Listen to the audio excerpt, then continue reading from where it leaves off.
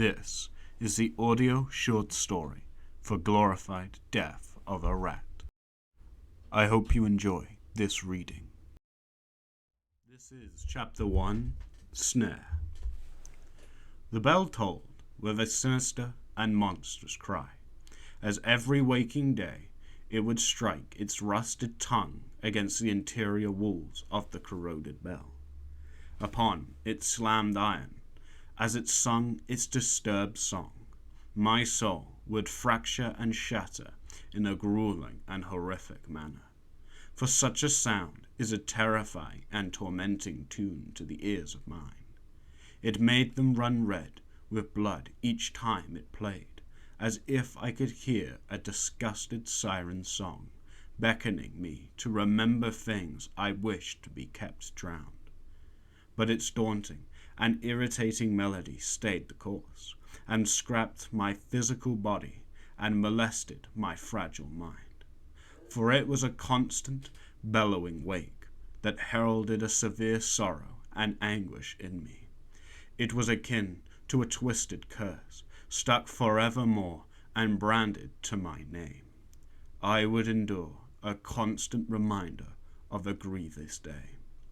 For the bell tolled, beckoning the souls to the other side and into a state of purgatory. But it was not for me, but for the souls of my loved ones I held so dearly in the sanctity of my heart. The bell rang out for their spirits to flee their mauled and mutilated bodies, to venture into the unknown and onto the next plane of existence, leaving behind a troubled man in their tearful trail, a troubled and robbed man. The days of old still appear fresh in my mind like a newly slain carcass, filling my mental with its thick and bloated miasma of memories, just to make my innards putrid as I recall digging their very graves. It is a mortifying reality when you lose the ones that kept the darkness away. Once gone, you fell naked and stripped to the bone upon their untimely departure, and left lost and adrift in a dense fog of a troubled world, never to find your way, and I was left blind. In a miserable desperation to ward off the pain, I fell to the obsessive poisons and toxins of the bottle, in order to wash away the anguish and bathe me clean in its acidic liquid. Every day of fog and rain, I would spend hours upon hours in those rotten taverns, and drink till I was fat in its liquor. However, the act bore little fruit, as it merely made the visage of my dead wife and son more potent and vivid, as over and over again I would see their bodies in a dreadful state of horror. It was all maddening to the psyche, and many times too much to bear, as I would sometimes beat my head in terror till I collapsed. My life was ripe with a devouring depression. I could see everything I once had appear in happier moments, only to dissolve right in front of my eyes, to then be swept away into the ocean of the past, leaving me alone in the cold shores of the present. I became something of a demented ghoul over time, as I withered alive. My blood would run terribly cold, and I was prone to violence in seconds within my distorted reality. In these drunken states, I would always find myself thrown out into the filth and excrement-ridden gutters, to be then mocked and gassed at by the onlookers of the frigid streets. There I would sit huddled like a miserable rat, burning my back and scalp as they leaned against the searing industrial pipes. It was a painful and cruel ordeal to face every day. However, it was upon such a time of regrettable actions that some mysterious figure approached me as I laid almost dead on the ground.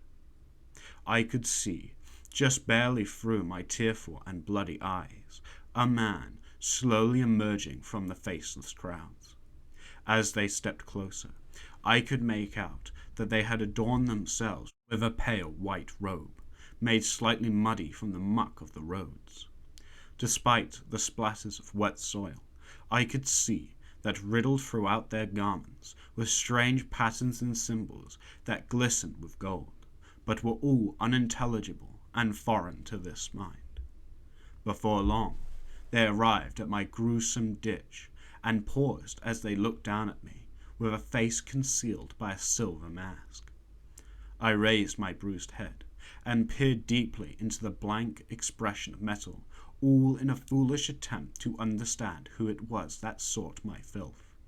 Of course, it was in vain, as I couldn't make out the person that was so intrigued by my revolting presence. A strange encounter for sure, but I was too deep within a sorry pity to care about what the man had to offer. Simply put, I had nothing, so cared little for myself or their words of shame. After a few seconds of empty silence between us two, the masked person began to shake their head and tut ever so slightly. I believed it to be another form of mocking, and braced myself for the lashing of spit. However, it was not to be, as they raised their hands to their chest and clasped them together. My, haven't I found this lost soul here in the gallows of their own despair and misfortune? The man said as they waved their tongue at me with an old croaky voice. I peered up at them, and pathetically made no reply, and attempted to pester them away with my unsightly appearance, all in hope that they would leave me in my crude solitude. But it was not enough to deter their unknown and confound conviction, as they pointed at me with a slim figure, and began spouting the words. My dear friend, hear these words now. I am the help that you so require. I understand deeply that the world has not been so kind to one such as yourself. I truly do. But I can offer you a way out of this painful hellscape in which you inhabit. I can lead you out of this state of being. I fell silent, and laid undisturbed in motion, as my thoughts were alive in a frenzy at the prospects. Oddly enough, the mysterious man must have sensed the smallest inkling of intrigue inside my pain-stricken pupils, as the next words uttered possessed a certain pleasing attire, as they leaned ever so close. Listen now. I know where you may find your salvation, your key that unlocks the doors to heaven. For a being of pure holiness and might, a thing of divine knowledge and beautiful wisdom exists on this plane. Just travel to the far west, and there you will find a temple to its power. Then you may bask in its glory. I tell you, I implore you to only seek it out. They then raised their spine back to its natural position, and stood high amongst all that crowded the streets like a mountainous silhouette. The man then raised their long and scrawny arm, and pointed in the direction of the west. You must only seek it out. Those were the last words they conjured from their mouth, before they quickly dissolved back into the masses of bodies that crowded the busy scene, and disappeared from my sight. I was left alone again in solace, but something remained in the atmosphere on the subconscious level, something that struck a chord in myself and made a pleasant sound. It was an offer made of something so dear and grand. I remember staring down at the cobblestone pavement from where I sat, and blankly attempting to see, within the cracked, moist stones, the being of their great description. It was impossible to conceive of such a thing, someone or something, so powerful and so vast, that they could cure any ailment and sorrow that plagues one. But despite my failures of imagination, I had fallen ill of a wild curiosity. For it was as if my mind was caught in a snare of interest, and had been jammed shut in its steel jaws. But something else had made itself present amongst it all, a small glistening of hope. For the prospect was so simple yet so glorious by design. Just head west to find a being of stunning power and immense resources. Then they would grant me the blessing of peace and rejuvenation, How could I not be so curious? This thought began to be swirled around my brain, swarming like insects into every crack and crevice till it made my skull full with the possibilities. It was a sensation I hadn't felt in decades, a small feeling that had been slaughtered and buried long ago with them, a chance of happiness. However, it was then when doubt was birthed from the womb of ambition, and it made me sick. The familiar sense of self I had dismissed and distorted the adage of some form of grand salvation, for it was seen in my world of punishment and misery an impossibility, let alone a sin, to believe in such a thing. The doubt that I had succumbed to a million times wreaked havoc on this new ideal. But deep down, I truly wanted to believe, and so a new mental torment ensued. It was there that within the moral grounds of my mind a grand battle commenced, as hope and doubt fought for the actions of the physical. Soldiers on both sides perished in the firestorm of woe. Back and forth it went in a conscious tug of war for my soul, and all I could do was simply watch it unfold. So great was its spectacle that the only thing anchoring me to the realm of reality were the burning pain and the tiny drops of rain that splattered and gently drenched my stained, rugged clothes.